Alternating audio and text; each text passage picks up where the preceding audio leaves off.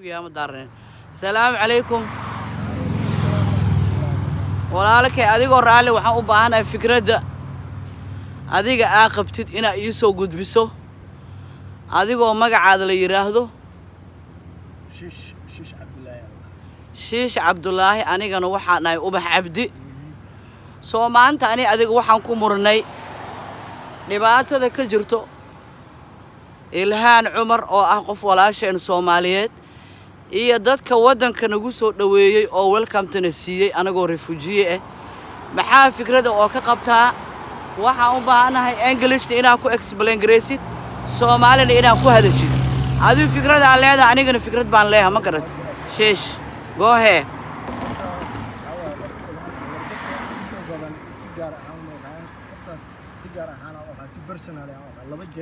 يلا كل 2017 كده أولي ساعة قاعد هاي وحنا كلكم ماشي من يابلس هاي هاي كراميل هاي ماشي سيرة لا بجرا عن سكوا رجني هاي هاي وحنا هاي إلهام عمري سيب هذا مع سنت هاي معناها حاول يمسي سيد السنة هاي نحن سمع صوت هذا وتدارس قضية الصوماليات أفعالها الصوماليات بنوصل ما دام جاليات أو صومالية مريكا تكون هاي لا ما بحسمين ساعة إنه كده فاعل ضد أنا ما تنقص ما كان واعي هاي كمان ما حاجة بعيسى هاي ما قرنا ما حيز جنوب صوماليا السيسي هاي مركي قحي دعي ولا أعرف الصومالي نمر يناقض ضبطه كمرين يمنت هذا اللي صح حسوسته هاي هكمر لكن بدن يمن واقصد دوين هاي هاي سيدا سوكل ودمada xarabta sida Sacuudi Carabiga iyo magaranaysa Palestine ma anta waxa lagu soo qoray joornaalka Middle East Independent joornaalka Sharq al-Awsat joornaalka ugu caansan magaranaysa Middle East iyo wadamaha Carabeed هاي waxa lagu soo qoray maasheed weyn oo dhahayo ma maanta waxa mareynaa heer inaan dhimanno oo dadka adoonteena in loo hadalaan adoontii ay ka wadaan marka adoontii waxay ka wadaan dadka Soomaalida ah oo kamid ah Ilhaan Cumar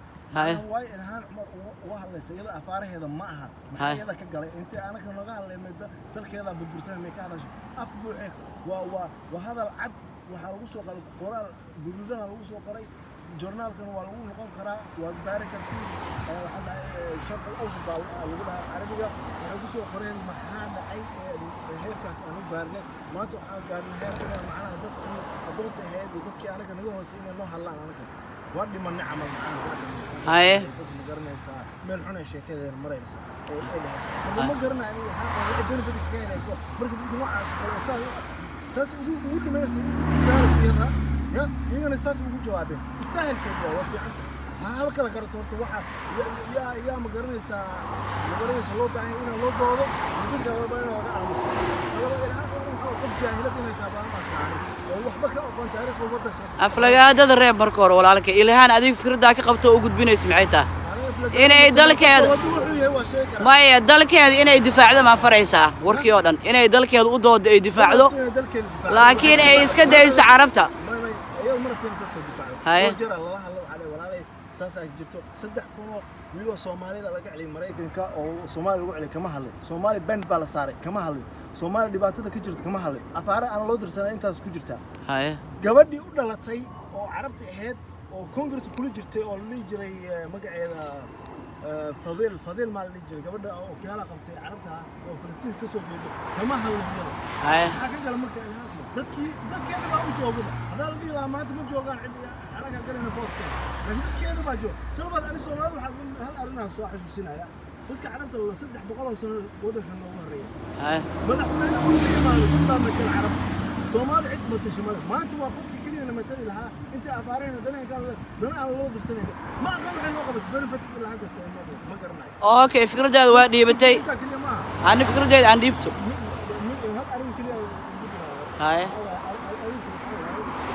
ina maanta Soomaalida gaar ahaan Soomaalida iyo dadka carabta waa la kala saari jiray Mareykanka Soomaalida dad oo macna ku jira carabta inaan nahay oo dad ma garanaysaa قرحس waxaas oo ku shaqaaleyn oo isku fikir aan ahayn anaka iyo macalimiinta isku maskax ahayn dad fiican oo macna danahooda iyo dunidooda ku maqan oo good American Bureau inaan noqon karno ee noo arki jireen waa gart markii gabadhan soo baxday fikradda dhan way isbedeshay Mareykankii dhan hadda lagu soo iyo lagu diray waxar xagga u sii qoraxa inta soo gasho okay Mareykankii dhan lagu diray hay waxaa lagu diray way gabadhan Mareykanka ma la arkin ma maqlin qof oo passport u diray can you explain me English language please English language yeah she was rarest woman in the Congress and she have a try to English please hi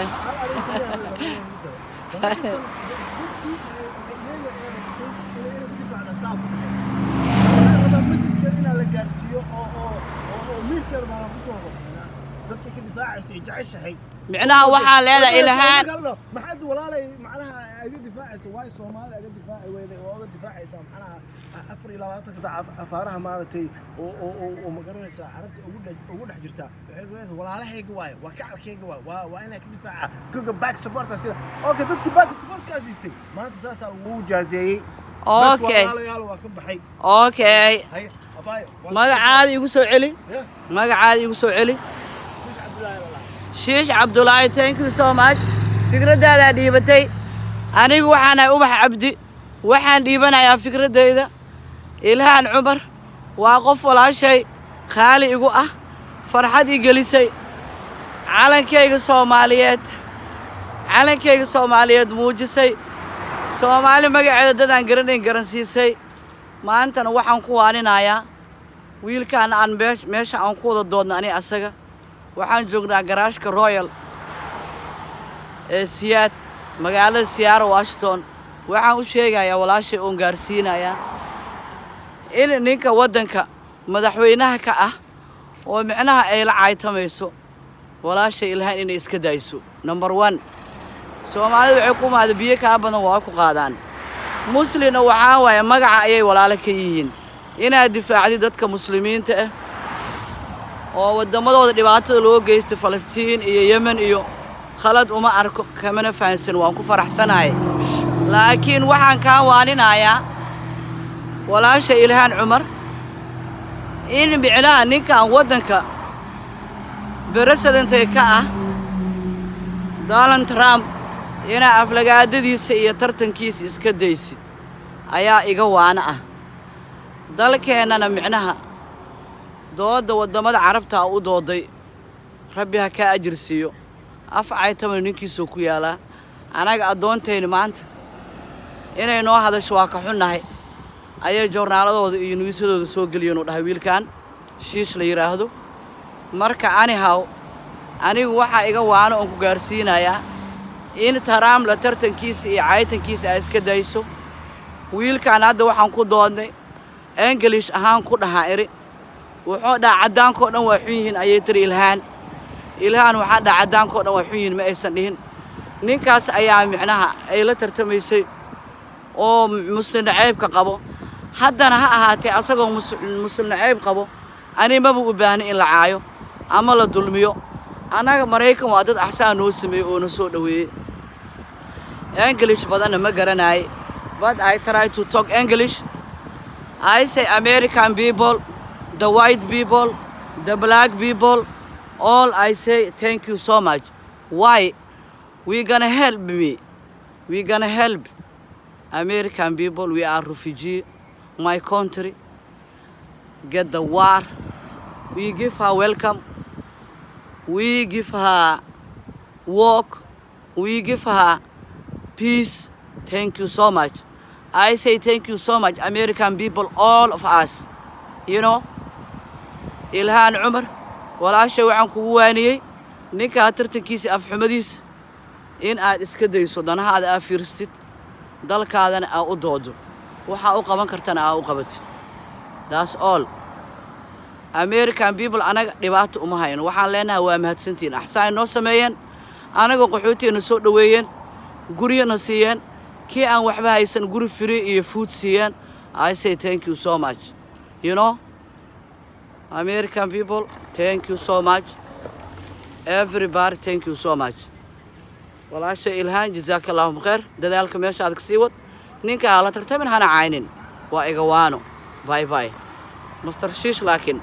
bareeshaha ku karsan balse bareeshihiisa asagay u taalaa ani shaqo ma kuley wixii aan arko oon dareemo ayaan ka hadlayaa been aniga qofka ma sheegaayo qof dadaal sameeyeen kuma jisaarayo that's all salaamu calaykum waraxmatullaahi wabarakaatuh